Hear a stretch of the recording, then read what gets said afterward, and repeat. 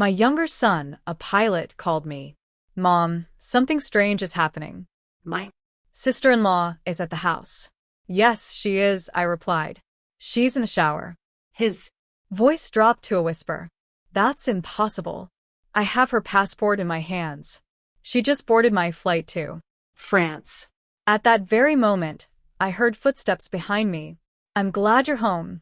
If you're watching this video, please like, subscribe to the channel, and tell me in the comments where you're watching my story of revenge from.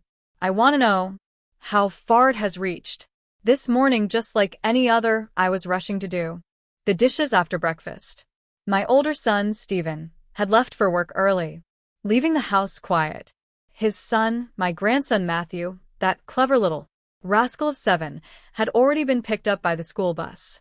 And Araceli, my daughter-in-law, Stephen's wife, had just gone upstairs. Her soft voice floated down to me. Mom, I'm going to take a quick shower. Okay. I nodded, smiling. I had barely put away the last plate when the landline rang.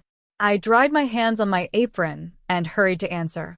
The cheerful, youthful voice of my younger son, Ivan, filled the line. Mom, I just wanted to say hi. I had some free time during a layover at the airport. Hearing his voice felt like a warm hug. Ivan is my pride and joy, a young co-pilot who's always on the move, living out the childhood dream he had of conquering the skies. I smiled and asked him a few questions about his flight, about how he was doing. He laughed heartily and said everything was great, that work was going smoothly. But suddenly his tone changed, as if he was hesitant to say something. Hey, Mom. Something really weird happened. My sister-in-law is at the house. I was puzzled. I looked toward the stairs where I could still hear the water running in the bathroom.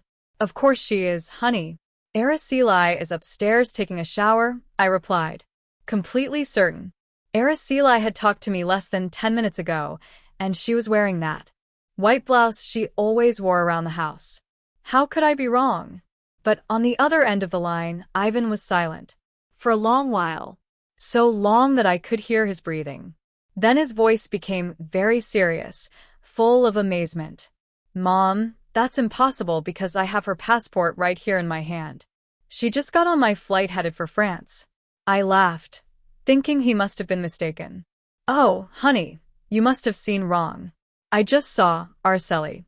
She even told me she was going to take a shower. I tried to explain calmly to reassure him, but he didn't laugh. He didn't answer me. Like he always did. He told me in a slow voice, as if he was trying to put the story in order in his head, that after all the passengers had boarded, he ran out to look for some papers he'd forgotten and accidentally found a passport lying near the boarding gate. At first, he thought about giving it to the airport staff. But when he opened it to see who it belonged to, he froze. The photo was of Araceli. Her name was right there, clear as day. There was no way to get it wrong. My heart began to beat faster, but I tried to stay calm. Are you sure, Ivan? That passport could be someone else's, I said even, though a tiny thorn of uneasiness had already pricked me. Ivan sighed, and his voice was now a mix of bewilderment and firmness. Mom, I just went down to the passenger cabin to check if it was her. She's sitting in first class next to a man who looks very rich and elegant. They were talking very close, like they were a couple. Ivan's words were like a stab. I stood frozen, gripping the phone receiver. My head was spinning. A couple? Impossible. I had just heard Araceli's voice from upstairs. I had just seen her in the flesh in this very house. But right at that moment, the sound of the water in the bathroom stopped. I heard the bedroom door open, and Araceli's voice came down the stairs. It was soft but loud enough to make me jump. Mom, who is it? I panicked. My heart was pounding so hard I felt it was going to burst out of my chest. Just a friend of mine, I replied quickly, my voice trembling, and I hurried into the living room to avoid Araceli's gaze as she peeked her head out from the stairs, her hair still soaked. I closed the door and whispered into the phone, trying not to let my nervousness show. Ivan, I just heard Araceli. She's here. She just finished showering. R. You sure you didn't make a mistake? On the other side, Ivan fell silent again. And then his voice became harsher. Mom, it's impossible. I have her right in front of me on this plane. I'm looking at her right now. I was speechless, my mind blank. I hung up the phone, my hands shaking so much that I almost dropped the receiver. The living room suddenly felt suffocating, even though the sun was shining brightly outside. I collapsed onto the couch trying to take a deep breath, but my chest felt heavy with an unanswered question. If Areli was here, who was the woman on Ivan's flight? And if the woman on the flight was Areli, who was the person in my house? A few minutes later, Arai came down to the kitchen. She was wearing a clean, light blue dress, her hair still damp, and she smiled with the same sweetness as always. Mom, I'm going to the market early today. Do you want me to get you any vegetables or anything? Her voice was kind, familiar, as if nothing strange was happening. I looked at her, trying to force a smile, but inside I felt as if I was carrying stones. Yes, honey. Bring some tomatoes, please, I replied, my throat dry. Araceli nodded. She took her wicker basket and walked out of the house. Her silhouette disappeared behind the gate. I stood there watching her go, with a whirlwind in my soul. I didn't believe Ivan was lying to me. My son had no reason to invent a story like this. He had always been an honest boy, very sensitive and affectionate with his family. But Araceli, the daughter-in-law I had lived with for so many years, was also in front of me in the flesh. Unmistakable. I asked myself, could there be something I've missed? is there Some secret in this house that I, an old woman, have never noticed? I sat in silence in the living room as the midday sun filtered through the curtains, casting faint stripes of light on the tiled floor, the old armchair where I always sit to knit or read stories to. Matthew also seemed heavier now. Ivan's call kept echoing in my head. Every one of his words was like a hammer blow to my heart. I looked around the room where the family photos hung. Stephen and Areli on their wedding day, newborn Matthew, and Ivan's radiant smile when he first put on his pilot's uniform. All those memories now seemed covered by a haze, blurry and full of doubt. My name is Stella Brooks, a 65-year-old widow who lives in a quiet middle-class neighborhood in Phoenix, Arizona.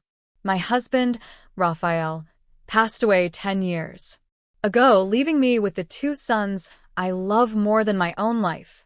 Stephen, the oldest, is a hardworking architect, always immersed in his blueprints and projects. Ivan, the youngest, is my pride for having made his dream of being a pilot come true. Don't be sad, I said, but my voice trembled. Matthew nodded, but his gaze was still full of disappointment. I hugged him, feeling a huge sense of powerlessness. He's only 7. How was he supposed to understand something that I myself couldn't figure out? That night, we sat down to dinner again. Suddenly, Araceli took a small notebook out of her bag and started writing something with her left hand. Stephen, who was serving himself food, laughed suddenly. Hey, since when do you write? With your left hand? It looks so strange. Araceli stopped dead with a forced smile on her lips. Oh, just experimenting, honey. She quickly put the notebook away in her bag, but I noticed a flash of panic in her eyes. Stephen shook his head and didn't say anything else, but I knew he had also noticed something strange. I stayed seated there, gripping my spoon, trying to keep a straight face, but inside the doubts were growing like a slow fire. One morning, I took an empty spice jar and crossed the same old cobblestone street to go to Mrs. Collins' house. Araceli had borrowed it a few weeks ago, saying it was for making the chili she liked so much. I knocked on the door, and Mrs. Collins opened it with her usual kind smile. Stella, come in. Let me make you some coffee, she said, a rag still in her hand. I gave her the jar, thinking of thanking her and leaving, but she pulled me to sit in a wooden chair in her kitchen. The atmosphere was warm, It smelled of roasted coffee, but I couldn't relax. Mrs. Collins looked at me with eyes full of doubt and lowered her voice. Stella, please don't get mad at what I'm about to say. Has your daughter-in-law's personality changed? One day, she greets me so happily and even asks about my kids. But yesterday, she passed by here. I waved at her and she didn't even acknowledge me, as if she didn't know me. Mrs. Collins's words were another stone in the troubled lake of my heart. I forced a smile and replied, she must have been in a hurry, Helen. You know how young people are these days. But inside, I was a mess. I knew Mrs. Collins wasn't just talking to talk. She's a very sensitive person who always pays attention to details. If even she noticed how strange Arieli was, then my suspicions weren't just my imagination anymore. I stayed for a little while longer, took a sip of the now cold coffee, and said goodbye. My heart heavy. On my way back, I passed by Mr. Johnson's bakery, where I always bought sweet bread for Matthew. Mr. Johnson was at the counter, and when he saw me, he smiled. Mrs. Brooks, what can I get for the little champ today? I asked for some pastries, and he suddenly asked, You're Stephen's mom, right? His wife came in the other day. So nice. She even told me how delicious my bread was. But this morning she came back with a scowl on her face. She bought the bread and didn't even say thank you. She just left. I froze, gripping the handle of my purse. She must have been tired, Joe, I replied, my voice trembling. I thanked him quickly and left. Mr. Johnson's words were another knife, cutting deeper into the doubts that were growing inside me. When I got home, I made myself some tea and sat on the porch. The wind blew softly, carrying the scent of the daisies from the garden. I looked toward the street that led to the market where Araceli always walked. Suddenly, I saw her returning, carrying her shopping bag, but she greeted me in a dry voice. Good afternoon, Mom. No smile, no happiness. Like yesterday when she bragged about getting a good deal on the cilantro. I nodded and replied in a low voice. You're back already. But inside, I couldn't help but observe her more closely. The blouse she was wearing today was navy blue, different from the white blouse she had on when she left. I tried to ask her in a soft voice, why did you change your blouse? Araceli paused for a second and then quickly replied, Oh, I got a stain on it and had to change. She smiled halfway and hurried into the kitchen. I stayed there with the teacup in my hands, feeling as if a rock was crushing my chest. The words of Mrs. Collins, of Mr. Johnson, and the way Araceli replied to me. Everything forced me to stop ignoring things. That night we were all having dinner. Matthew was talking about school with his cheerful little voice, but I noticed that Arieli only nodded without answering him, unlike other times. When Stephen asked, Are you done eating so your mom can clear the plates? Matthew suddenly turned to me and said innocently, Grandma, oh, my mom didn't sing to me to sleep. But yesterday she did sing that song, Quito Lindo, you always sing to me, and it sounded so beautiful. I looked at Araceli, who was serving herself food without reacting. But Matthew's words were like a needle in my heart.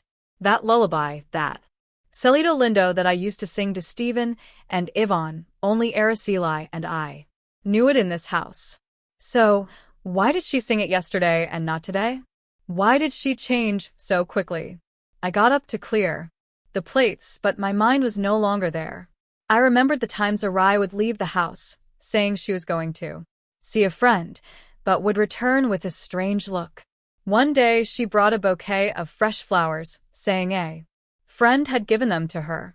But another day she got angry when I asked her, Where did you go today that you got home so late? I used to think these were unimportant things, but now they seemed like the pieces of a much bigger secret. I didn't want to believe that Araceli was hiding something from me, but every word, every gesture of hers made me doubt. That night, after cleaning the kitchen, I sat at the dining room table and took an old notebook out of a drawer. My hand was shaking as I wrote the first line. 3 p.m. Araceli leaves for the market. Returns 6 p.m. wearing a blue blouse. Irritable attitude. I didn't know what I was doing, but I knew I couldn't keep pretending that nothing was happening. I kept writing. Yesterday, she sang to Matthew to sleep, tender. Today, she was cold, didn't sing. Each word was a heavy stroke, as if I was engraving my suspicions into reality. My old notebook was now full of notes about Araceli. Every line was a piece of my doubt, as if I was painting a picture I didn't dare to look at. I sat in the kitchen, looking at the notebook with a heavy heart. I couldn't keep all these thoughts to myself anymore. They were like waves rising and falling, leaving me alone in my confusion.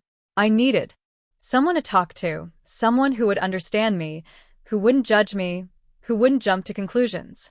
I Immediately thought of Carol, my best friend, who has been with me since we were young when we used to sit and knit under a tree and tell each other our lives. I picked up the phone, my voice trembling. Carol, are you free this afternoon? Let's go to the coffee shop on the corner. I need to talk. Carol accepted. Instantly, her voice as warm as ever. Stella, I knew something was wrong. wait. For me. I'm on my way. I felt a little relief, but the worry was still weighing me down. I put on my old shawl and left the house for the small coffee shop on the corner where Carol and I had shared so many joys and sorrows. The place was the same with its dark wooden tables and that delicious smell of freshly roasted coffee. I chose a table in a corner where the light was dim so no one would hear our conversation. I sat there hugging the hot coffee cup, but with my soul cold. I wondered how I was going to tell her about all these suspicions. How was I going to dare to admit that I was doubting my own daughter-in-law? Carol arrived wearing a light sweater and carrying a bag of fresh vegetables. She sat down and looked me straight in the eyes with that sharp but affectionate gaze. Stella, just looking at your face, I know something big is wrong. Come on, let it out. What's got you so worried? I took a deep breath, trying not to let my voice break, but every word got stuck in my throat. I Told her everything in a summary. Ivan's call from the airport, Araceli's passport, the woman identical to her on the plane, and all the small details I had written down, from how she changed hands to right to her mood changing from day to night. I took the notebook out of my bag and handed it to her. Look, I wrote it all down here. I don't know if I'm imagining it, but I can't be a fool anymore. Carol flipped through the pages with a frown. She read my shaky handwriting. slowly. You've noticed everything, Stella, she said in a serious voice. Every time she leaves and comes back, it's like she's another person. What do you think it is? I shook my head, gripping the coffee cup. I don't know, Carol. I just know I'm scared. Scared that Araceli is Hiding something. Scared that my family will break apart if I dig any deeper. But I can't stop. I have to know the truth. For Stephen, for Matthew. Carol put her cup on the table and looked at me with determination. You can't fool a woman easily, Stella. What does your gut tell you? I'm sure there's something shady going on here. You have to get to the bottom of this. I hesitated, and my voice became a whisper. But what if I'm misjudging her? What if I hurt Stephen? Carol interrupted me firmly. Trust your gut. If you don't find out the truth, you'll always live with the doubt, and you won't be able to protect Matthew or Stephen. Just then, Mrs. Jenkins, the lady who sells vegetables at the market and whom I know, came into the coffee shop. she Recognized me and smiled. Mrs. Brooks, what a coincidence. Last week I saw your daughter-in-law at the market. She was so kind. She even bought an extra bunch of cilantro to cook with. But this morning, she came by again looking so serious. She didn't even say hello. She bought her vegetables and left. is Something wrong with your daughter-in-law? I forced a smile and replied. She must be tired, Marie. but Inside, I felt like I was drowning. Another person who noticed how strange I was. I thanked Mrs. Jenkins, watched her leave, and turned back to Carol. Panic reflected in my eyes. Carol took my hand, and her voice softened. See, Stella, it's not just you. Even the neighbors notice. Don't lie to yourself anymore. Keep writing everything down. And if you have to, you're going to have to follow her. Not to hurt her, but to protect your family.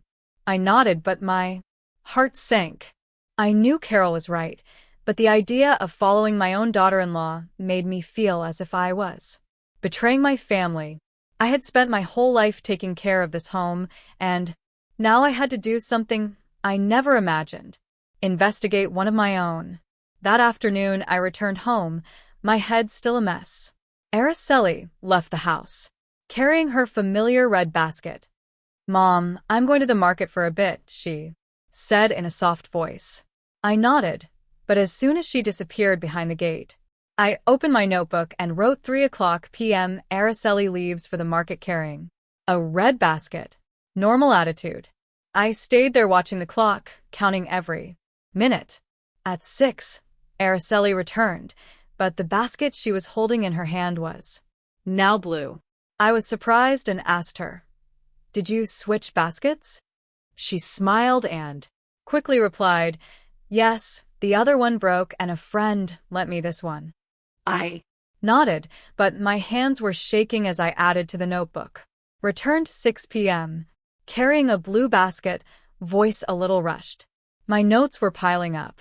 Each line was one step closer to the truth, but also one step away from the image of the old mother who only knows how to love and trust. On the weekend, Stephen left for overtime work early, and Matthew was at a school activity, leaving the house quiet, just for Arai and me. I was cleaning the dining room table, trying to keep myself busy to ward off the doubts that were eating at me. But then, Araceli came down from her room in a pale yellow floral dress, looking as fresh as she did in her first days of marriage. "Mom, I'm going to the market for a bit," she said in a soft voice. She took her usual wicker basket and left. I nodded, smiling, but inside, a voice insisted, "Follow her, Stella. Go find the truth." I didn't think twice. I took my old shawl, put it over my head to cover my face a little, and left the house in silence, keeping a safe distance behind Araceli.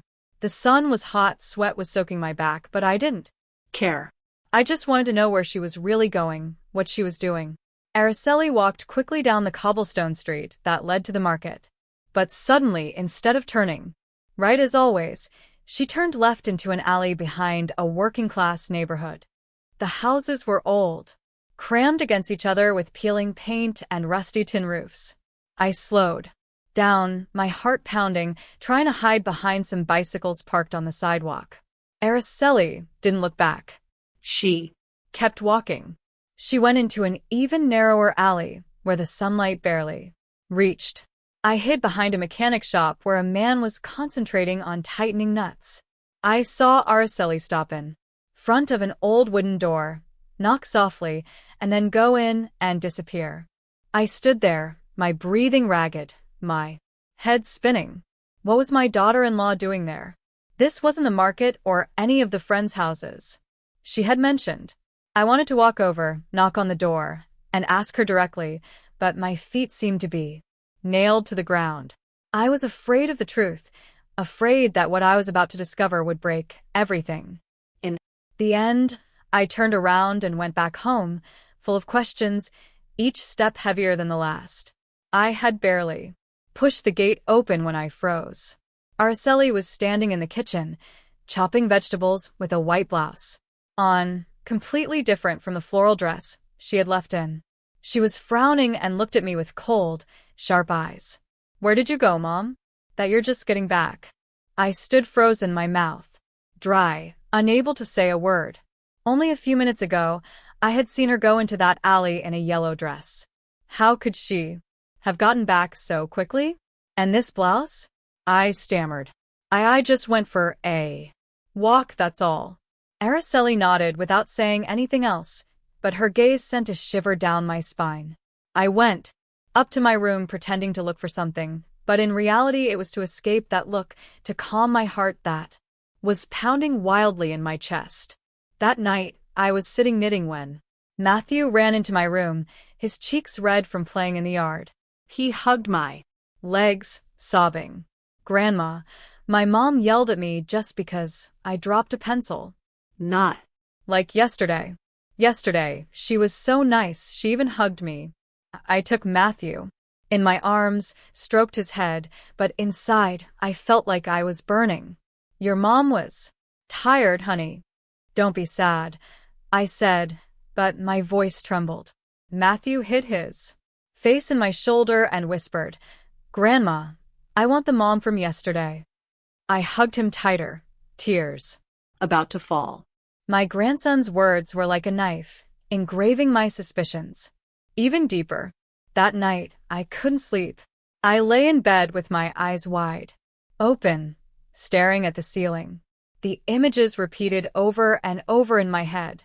Araceli in the floral dress going into the alley.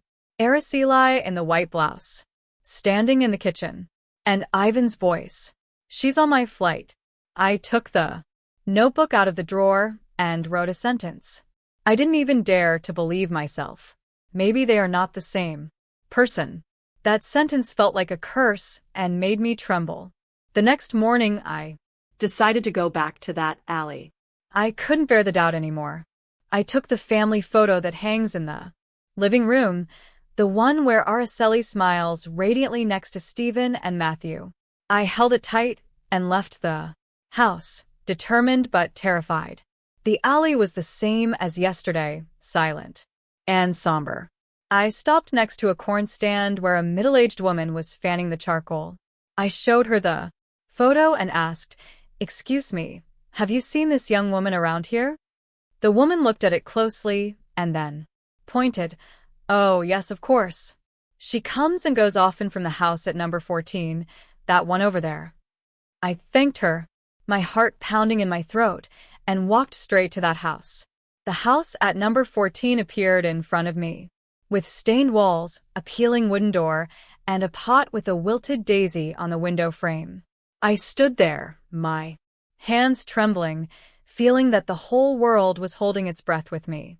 I knocked on the door, and each knock sounded like a hammer blowed my chest. The door opened, and I was speechless. In front of me was a woman identical to Araceli, from her face to her body to her long black hair. The only difference was her frightened look and her hands that were shaking as she held a rag. I Stammered, my voice breaking. Araceli. The young woman started, gripped the rag tightly, and tried to slam the door shut. But just then, another voice was heard from inside. A soft but firm voice. Isadora, don't hide anymore. You know this is wrong, too. I looked up and saw a young woman come out of a corner of the room, standing right behind the woman who looked just like Araceli. She Was thin with her hair in a bun and had an intelligent but kind look. She looked at me and smiled slightly. My name is Lucy Miller, Isadora's roommate, Mrs. Brooks. Please come in. It's time you knew the truth. I took a deep breath, trying to keep my legs from trembling, and went into that small tin-roofed house. The walls were stained, the concrete floor was cracked, and a faint smell of disinfectant hung in the air. In a corner, an old man coughed weakly, lying on an old cot covered with a frayed blanket. I felt the space crushing me, but I still walked and sat down in the wooden chair that Lucy pointed to. The woman identical to Araceli lowered her face, and her voice was barely a whisper. I'm sorry. I'm not Araceli. My name is Isadora. I looked at her, my mind a whirlwind, unable to say anything. Isadora. The name was strange, but the face was too familiar. I clasped my hands, trying to keep my voice firm. You explained to me why you look so much like my daughter-in-law, and why you show up at my house. Isadora looked up, her eyes full of guilt, but she didn't answer immediately. Instead, Lucy sat down next to her, poured a glass of water from an old plastic jug, and began to speak. Isadora is very poor, Mrs. Brooks, Lucy said in a calm, clear voice. Her adopted parents are very ill, especially the gentleman lying down there.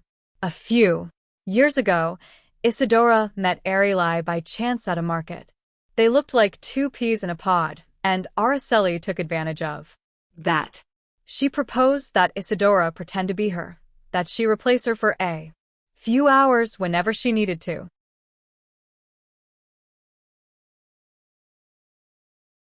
Isadora didn't want to, but Araceli paid her very well, and her family needed the money for medicine. I looked at Isadora and saw that her head was bowed, gripping the rag so tightly that her knuckles turned white. Replace her for what? I pressed, my voice full of disbelief. Why would Araceli need someone to pretend to be her? Isadora looked up, her voice trembling. I don't know everything, ma'am. She would just tell me, you just stay in the house for a few hours, do some things like go to the market, take care of the boy, and then she would give me money, a lot of money, enough to buy my parents' medicine. I didn't dare to ask for more.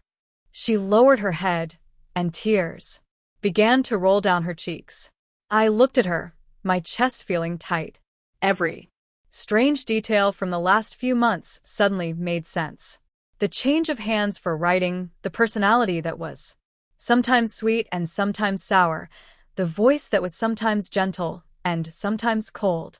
Everything fit now like the last pieces of a puzzle I had refused to see. Lucy continued with a sharper look. I don't know if this helps, but once I saw Ari lie with a very elegant man. His name is Charles Thompson. I heard the name when they were talking at a coffee shop. They were calling each other honey very affectionately. At that moment, Isadora was waiting outside in the car, not understanding anything. The name Charles Thompson was like a knife in my heart. I remembered Ivan's words. She's sitting in first class, next to a rich man. The small room seemed to spin around me. I tried to stay calm, but my hands were shaking so much that I knocked over the glass of water. Lucy rushed to clean it up, but I just shook my head. My voice choked. Araceli is deceiving my family. Isadora broke down, her voice choked with sobs. I'm so sorry, ma'am. I didn't want to hurt anyone. I just wanted to save my parents. I looked at this young woman with a face identical to Araceli's, but with a look full of pain and regret. I wanted to get angry. I wanted to scream. But seeing Isadora, I only felt pity. She wasn't the mastermind. She was just a piece in Araceli's game. Everything was falling apart in front of my eyes. I got up, trying to make my voice sound firm. Isadora, do you know where Araceli is? Do you know what she does when she asks you to pretend to be her? Isadora shook her head, still crying. I don't know, ma'am. She would just tell me to do what she asked and that she would pay me. I didn't dare to ask for more. Lucy put a hand on her shoulder to comfort her and then addressed me. Mrs. Brooks, I know this is very painful for you, but Isadora is also a victim. She didn't have another choice. I looked around the humble house, hearing the weak voice of the man on the cot. I understood Isadora's desperation, but that didn't erase the feeling of betrayal I felt. I clenched my fists, trying to hold back the tears. I don't blame you, Isadora, but I need to know the truth. I need to protect my son and my grandson. I got up, feeling that the world was collapsing on me. Thank you, Lucy, for telling me the truth. I'll be back. I left the house, and the bright sun outside blinded me, but my heart was cold. The next morning, I went back to that small alley where the stained walls and the peeling wooden door had become an obsession in my mind. The sun was still hot, but I felt a coldness inside, as if I was carrying a cold wind of unresolved doubts. I knocked on the door of number 14, gripping the family photo as if it were an amulet that would give me the courage to face the truth. This time, Isadora didn't seem so scared. She opened the door with a still shy but calmer look and invited me in. Mrs. Brooks, I was expecting you. Please come in. The house was still small with that smell of disinfectant and the weak cough of the man on the cot. I sat in the old wooden chair and looked at Isadora. She was wearing a simple blouse, her hair in a loose bun. She looked tired but no longer frightened. I took a deep breath. and said in a low voice, "Isadora, I want to meet your adoptive mom. I need to understand all of this better." Isadora nodded and led me to a corner of the room where a very thin woman with completely white hair was lying in bed, her cloudy eyes staring at the ceiling. She was Mrs. Jones, Isadora's adoptive mother. I took her frail hand and introduced myself. "I'm Stella Brooks, Stephen's mom, Araceli's husband." Mrs. Jones looked at me, breathing with difficulty, and said in a weak voice, "Isadora is not my blood. She's a child I adopted when she was a newborn." Her words were like a hammer blow to my head. I froze, my heart beating faster, but I tried to make my voice sound calm. "Please tell me how it all happened." The lady coughed and then slowly began to tell me a story I wasn't prepared for. "Many years ago, I was a nurse at a hospital in a small town," she began, her voice trembling. "A very poor family had twins. They were so poor they couldn't keep both of them. The mom was crying. She said she could only keep one. The other one they were going to abandon. My heart broke. I couldn't let them abandon that baby. So I adopted her. That's Isadora."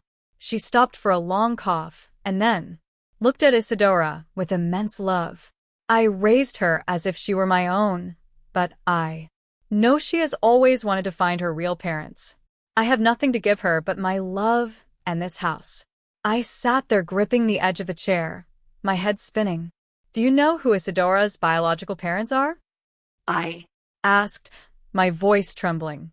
Mrs. Jones shook her head. "I only know they were a poor family from a nearby town. I didn't ask much. I just wanted to save the child." I looked at Isadora and saw her with her face bowed, tears rolling down.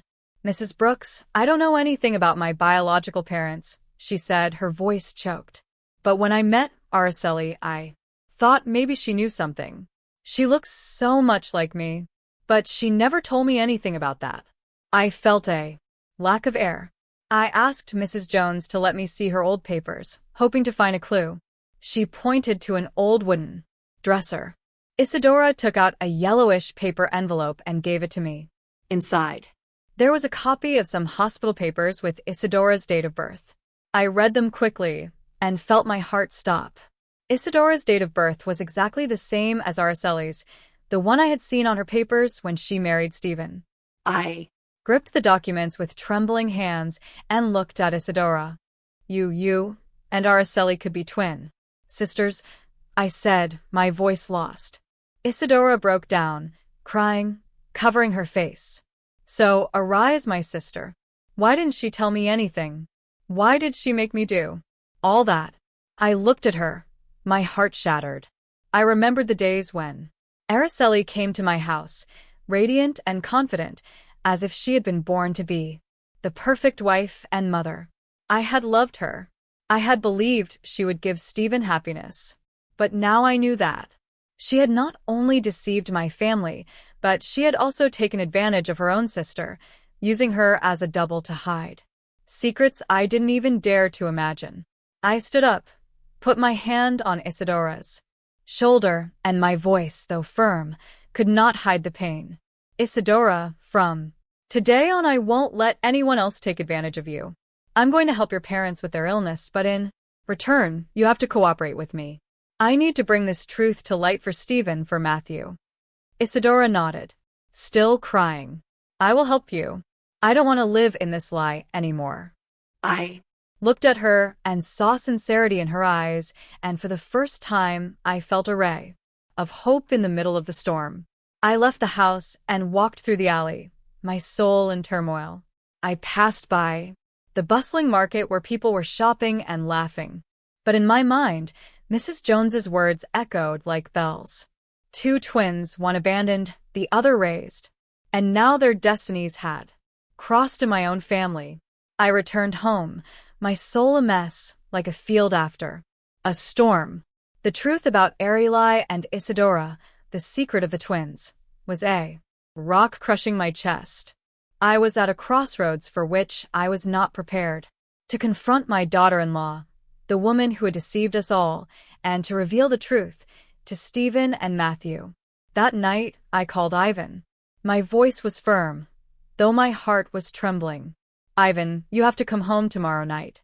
There are some things I need you to clarify. Ivan was surprised.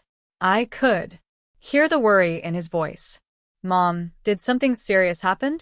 I said bluntly. You just come, honey. I need you. And if you can bring Aurelie's electronic passport. He didn't ask any more questions. He just said, yes, Mom. I'll be there. I hung up and sat down, feeling that the whole world was crashing down on me. I knew that tomorrow night would be one that no one in this family would ever forget. The next day, I got up early and prepared a big family dinner. I put a white tablecloth on the table, lit some candles. I cooked the chili that Stephen likes so much and the roasted fish that Matthew always asks for.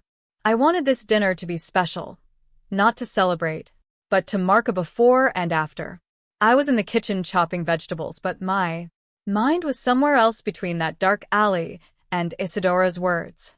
I told myself I had to be strong for Stephen, for Matthew, but each cut of the knife felt like a cut in my own heart.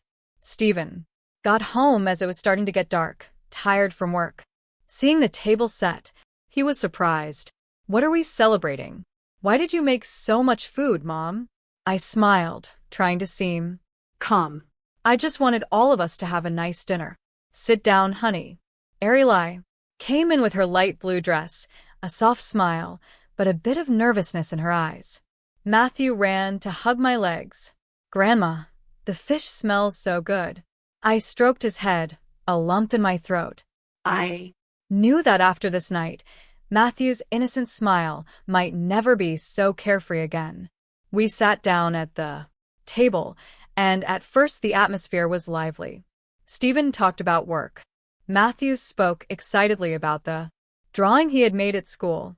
Araceli nodded, commenting occasionally, but I noticed her hand was shaking a little as she held her spoon. I took a deep breath and signaled to Ivan, who was waiting outside. He came in, and right behind him was Isidora in a simple dress, her face identical to Araceli's, but with a look full of anguish. Everyone at the table fell silent. Matthew looked confused from Arai to Isidora and asked, innocently, why are there two moms?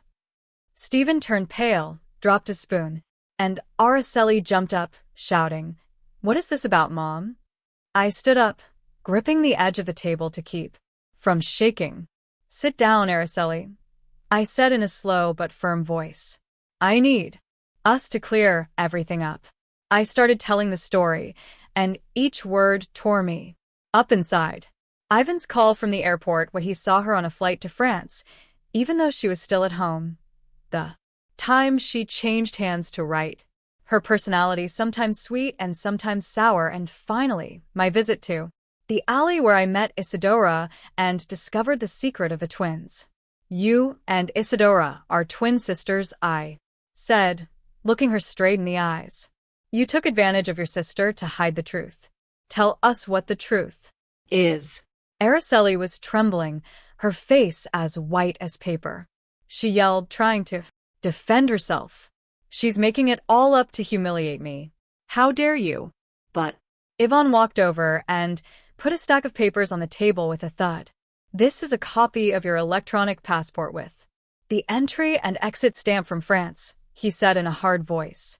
You can't be at home and flying to France at the same time. Araceli looked at the papers, her lips tight, unable to say anything. Matthew, sitting next to her, suddenly chimed in with an innocent but pained voice. It's true, Grandma. Some days my mom is an angel, and other days she's really mean. I don't like the mean mom. My grandson's words were like a stab, and I had to hold back from crying. The air in the room felt so heavy it was hard to breathe. I nodded and signaled to Lucy, who had just come in through the back door. She stood there with her sharp gaze and told everyone, I saw Araceli with Charles Thompson. They were calling each other honey, and it was she who hired Isidora to pretend to be her and deceive the family. Stephen turned to his wife, his voice choked. Is it true, Araceli? Tell me. Is it true? Araceli bit her lip in silence for a long moment and then suddenly yelled, her voice full of fury. Yes, it's true. I have a lover. I'm sick of this poor life. I'm sick of being the daughter-in-law in this house. Charles. Gives me a life 100 times better. And you, Stephen, you're good for nothing. Her words were like a bomb that exploded. In the room, Stephen froze, clenching his fists so hard they turned white. Matthew broke down crying and ran to hug me, his voice trembling. Grandma, what did my mom say? I hugged him tightly, and tears rolled down my cheeks. I looked at Araceli with a broken heart. She was standing there with a cold look without a shred of remorse. Stephen got up, his voice shaking. Araceli, do you really think that? She turned and left without answering. Isadora, who had been silent on the side, suddenly spoke in a low but clear voice. Sister, you didn't have to hurt them like that. I just wanted to help you, but I didn't know you would go this far. Araceli glared at her, but Didn't say anything. she just turned around and left. The door slammed shut, leaving the room in a painful silence. After that night of confrontation, the air in my house felt like it had been robbed of life. The living room that used to be filled with Matthew's laughter and Stephen's talks was now in a silence that suffocated. I had lived my whole life for my family, but now I felt like someone who had just survived a hurricane, standing in the middle of the rubble of the home I had cared for so much. Araceli left after shouting those bitter words, leaving Stephen with an empty look and Matthew with innocent tears.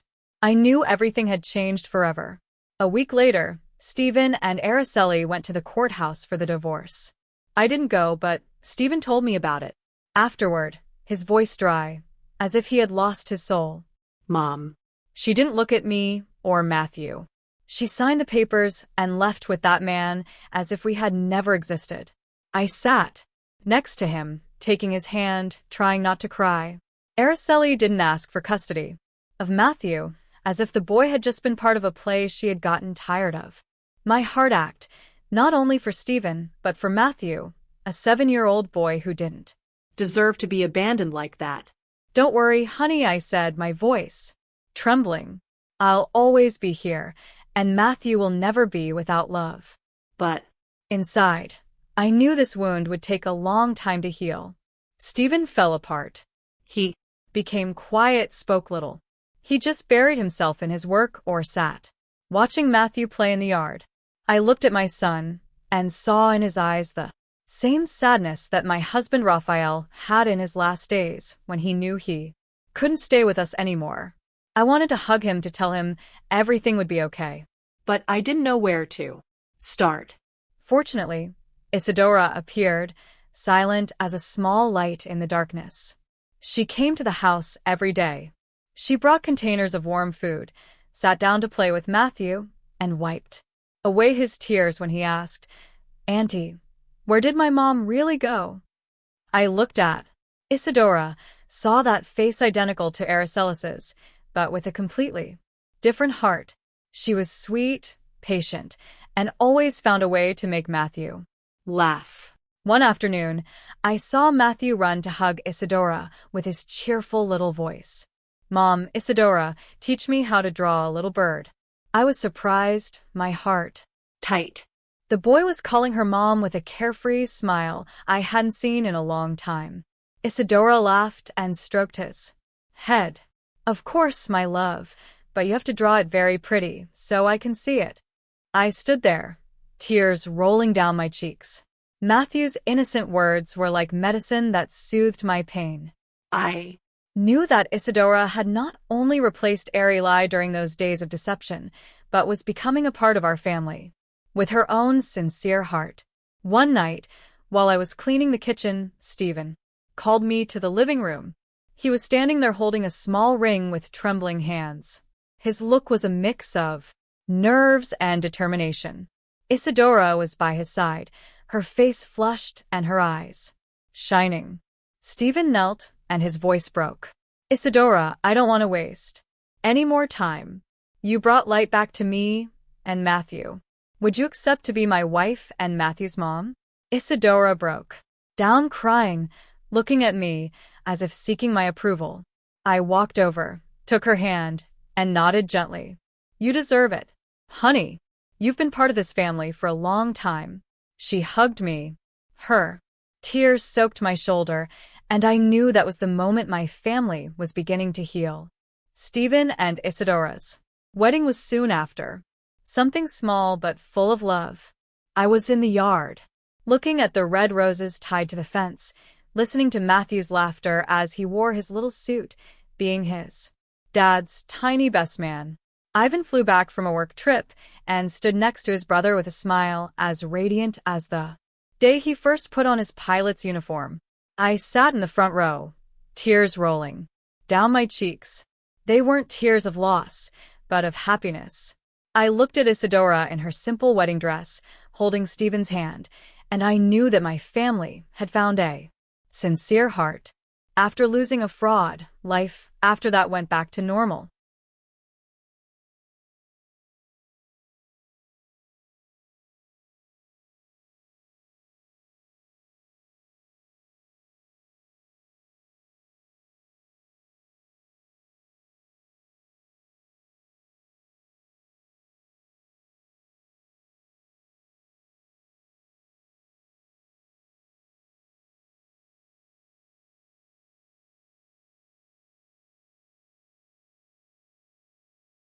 Isadora maintained her simple life, taking care of Stephen and Matthew with all her love. She cooked warm meals, sang to Matthew to sleep with the same solito lindo that I used to sing to my sons. Every night she sat next to Stephen, listening to him talk about his blueprints and projects with a look full of pride. Matthew no longer asked about his other mom. He just snuggled with Isadora, calling her mom with a radiant smile. I looked at my family and saw how the wounds were slowly closing. One late night, I sat on the porch. The wind blew softly in the garden. Matthew's laughter could be heard from inside, mixed with Isadora's sweet voice. I peeked in and saw Stephen concentrating on his work while Isadora prepared a cup of tea for him, placing it beside him and giving him a soft kiss on his forehead. I smiled, feeling my heart finally at peace. I thought about the long road I had traveled from the first outs, from Ivan's call to that dark alley where I discovered the truth. The truth had been cruel, but as my husband Raphael used to say, the truth will set you free, Stella. And so it was. The truth set us free. It brought us Isadora and gave us a new beginning, much brighter and happier. The story you have just heard has been changed in names and places to protect the identity of the people involved. We are not telling this to judge, but with the hope that someone will listen and stop to reflect on how many mothers are suffering in silence inside their own homes. I truly wonder, if you were in my place, what would you do? Would you choose to be quiet too? Maintain peace, or would you dare to face everything to reclaim your voice? I want to know your opinion because every story is like a candle that can light the way for someone else. God always blesses, and I am convinced that courage leads us to better days. Meanwhile, on the final screen, I am leaving you with two of the channel's most beloved stories. I am sure they will surprise you. Thank you for staying with me until this moment. All from Voices of Auntie May. Related. For you. Recently uploaded. Watched.